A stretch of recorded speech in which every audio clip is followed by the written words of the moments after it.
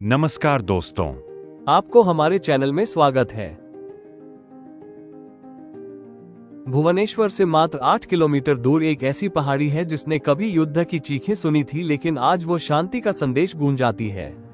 यही है धौलीगिरी, जहां इतिहास, आध्यात्म और प्राकृतिक सौंदर्य एक अद्भुत कहानी में मिलते हैं। धौलीगिरी या धौली पहाड़ियां दया नदी के तट पर स्थित है। आज यह अपने शांतिस्तूप के लिए प्रसिद्ध है, लेकिन प्राचीन काल में यही वो स्थान था जहां भारत के इतिहास की सबसे निर्णायक घटनाओं में से एक घटित हुई थी। 261 बीसी यही कौरव कालिंग युद्ध लड़ा गया था, एक ऐसा युद्ध जिसमें लाखों लोग मारे गए। कहा जाता है कि दया नदी का पानी खून से लाल हो गया था। इस विनाश और पीड़ा को देखकर सम्राट अशोक भीतर तक हिल गए। उसी क्षण उनकी सोच बदल गई। उन्होंने हिंसा का त्याग किया, बौद्ध धर्म अपना लिया और अपना जीवन शांति व धर्म के मार्ग को समर्पित कर दिया। धौली वही स्थान है जहां उनके भीतर यह परिवर्तन जन्मा। धौली की ढलानों पर अशोक ने अपने शिलालेख खुदवाए जो दया, अहिंसा और नैतिक शासन का संदेश देते हैं। पास ही चट्टान से उभरता हुआ प्राचीन शिलाखंड हाथी है, जिसे माना जाता है कि यहीं अशोक ने पहली बार शांति का मार्ग अपनाया। ये भारत की सबसे प्राचीन पत्थर की मूर्तियों में से एक है और पुनर्जन्म का शक्तिशाली प्रतीक माना जाता है।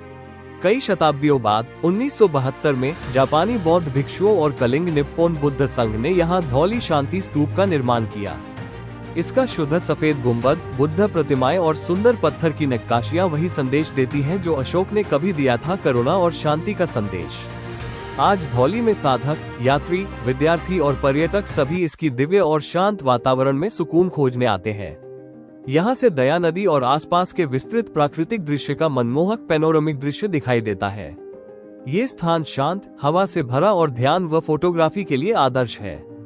हर शाम यहाँ लाइट एंड साउंड शो होता है जो कालिंग युद्ध और अशोक के परिवर्तन की कहानी सुनाता है।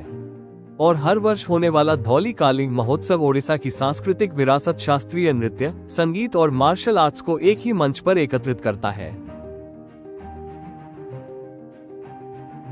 धौली क्षेत्र में हुई खुदाइयों में मिट्टी के बर्तन, बस्तियों के अवशेष और मौर्य प्रशासनिक उपस्थिति के संकेत मिले हैं। अशोक के समय में इस पहाड़ी के आसपास की समतल भूमि घनी आबादी से भरी हुई थी, जिसके कारण ये स्थान युद्ध और शासन दोनों ही दृष्टियों से अत्यंत रणनीतिक और प्रतीकात्मक महत्व रखता था। ओडिशा के अन्य स्थलों जौगड़ा, उदयगिरी, रत्नगिरी और ललितगिरी में मिले पुरातात्विक साक्ष्य ये दर्शाते हैं कि युद्ध के बाद बौद्ध धर्म का प्रसार तेजी से हुआ, जिसे अशोक के सुधारों का प्रत्यक्ष समर्थन मिला। इसका सफेद गुंबद, 4 बुद्ध प्रतिमाएं और पत्थर पर की गई नक्काशियां सार्वभौमिक शांति का प्रतीक है। प्रत्येक पैनल बुद्ध के जीवन की किसी कथा को दर्शाता है। बोधि वृक्ष, बुद्ध का प्रथम उपदेश और तथागत के चरण चिन्ह। ये स्तूप आज भी इस बात का स्मारक है कि युद्ध की राख से भी शांति का उदय हो सकता है। धौली सिर्फ एक पर्यटन स्थल नहीं है, ये याद दिलाता है कि सबसे शक्तिशाली भी युद्ध के बजाय शांति का मार्ग चुन सकते हैं।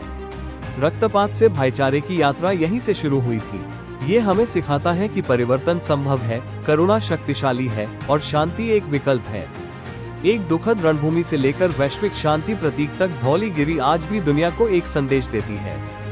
दर्द से जन्मा हुआ लेकिन आशा से चमकता हुआ संदेश। अगर आप कभी भुवनेश्वर जाएं, तो धौली ऐसा स्थान है जिसे मिस नहीं करना चाहिए।